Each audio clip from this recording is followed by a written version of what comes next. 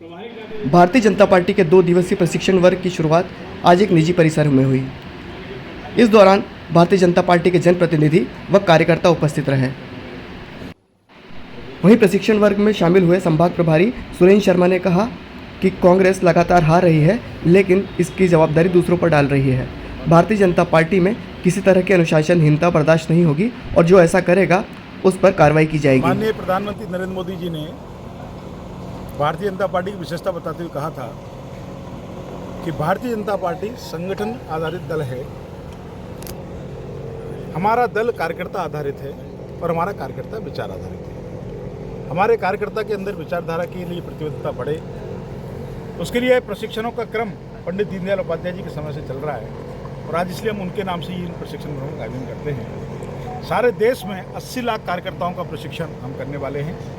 पहले मंडलों के प्रशिक्षण वर्ग हुए, अभी सारे देश में जिलों के प्रशिक्षण वर्ग चल रहे हैं। बाद में जनप्रतिनिधियों के, बूथ के, विभिन्न श्रेणियों के वर्ग भी हमारे चलने वाले हैं। आज खंडवा जिले का यह प्रशिक्षण वर्ग है।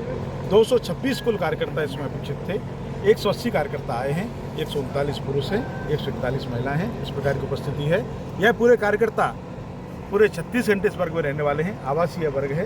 अभी उद्घाटन सत्र हुआ है, पहला एक सत्र हुआ है, बाकी विभिन्न विषयों के सत्र पूरे 12 सत्रों में इस वर्ग का आयोजन होने वाला है। कांग्रेस से काफ़ी लोग आए हैं, क्या उनको ज़्यादा आवश्यकता है? निश्चित तौर पर पार्टी की रीति नीति समझने के लिए सबके लिए आवश्यकता है। जो कार्यकर्ता है वो कहीं से भी आया हो, पहले से भी हो।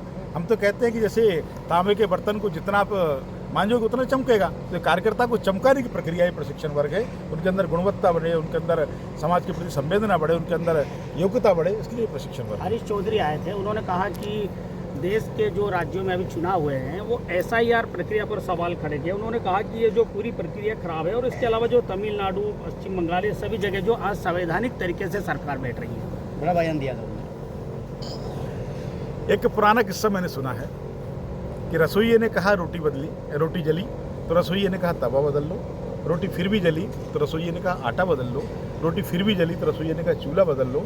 रोटी जलती रही, किसी को कहने की हिम्मत नहीं हुई कि रसोइया बदल लो। कांग्रेस का नेतृत्व इस प्रकार का फ्यूज नेतृत्व है, उसके कारण कांग्रेस हार रही है।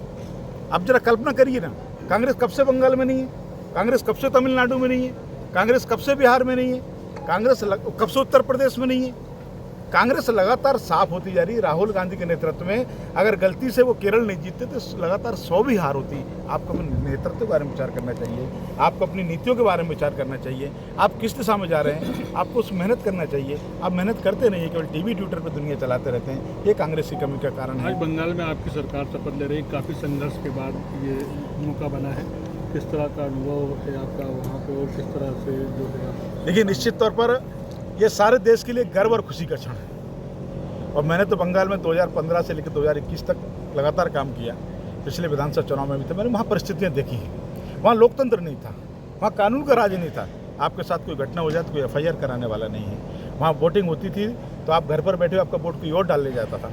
आप देखिए ना किस प्रकार से वहाँ जय श्री राम के नारे लग रहे हैं, किस प्रकार जनता उत्सव मना रही है। वो भाजपा के वोटर नहीं है। वहाँ के कांग्रेस के कार्यालय पर TMC कब्जा था, जो अभी भाजपा के सरकार बनने के बाद छूटा है। वहाँ के कम्युनिस्ट कार्यालय पर TMC कब्जा था, जो वहाँ सरकार बनने के बाद छूटा है। वहाँ लोकतंत्र की स्थापना हुई है। देश का सीमावर्ती राज्य है। वहाँ की सुरक्षा के लिए भारतीय जनता पार्टी सरकार आना जरूरी था। निश्चित तौर पर जिसको हम सोनार बांग्ला कहते हैं, वह सोनार बांग्ला फिर से बनेगा और देश का अग्रणी राज्य पश्चिम बंगाल शुभेंदु अधिकारी के नेतृत्व में बनेगा। प्रभारी जी, एक बड़ा मुद्दा है खंडवा का। भाजपा नेताओं के द्वारा जो मोमोज वाला है, गरीब आदमियों से हफ्ता वसूली की जा रही है, गुंडागर्दी की जा रही है दिन दहाड़े रात में, क्या कहेंगे इस पर? मेरे पास कोई व्यक्ति अभी तक तो आया नहीं है। सोशल मीडिया पर वायरल हुआ है और आपके संज्ञान में भी आ जाएगा, लेकिन इस तरह से गरीब आदमी के साथ वसूली करना क्या जाएगी? मैंने सोशल मीडिया पर 3 वीडियो देखे हैं। एक वीडियो में कोई व्यक्ति 2 लोगों का नाम लेता है, एक वीडियो में तीसरा नाम जोड़ देता है, बाद में तीसरा वीडियो आता है कि मैंने तो भावावेश में ऐसा कह दिया। ऐसा कुछ भी नहीं है। निश्चित तौर पर कोई व्यक्ति आएगा तो उसके खिलाफ कार्रवाई हम करेंगे। गलती जो भी करेगा, अनुशासनहीनता जो भी करेगा, वो उसका परिणाम भुगतने के लिए तैयार रहे। अनुशासनहीनता बर्दाश्त नहीं होगी।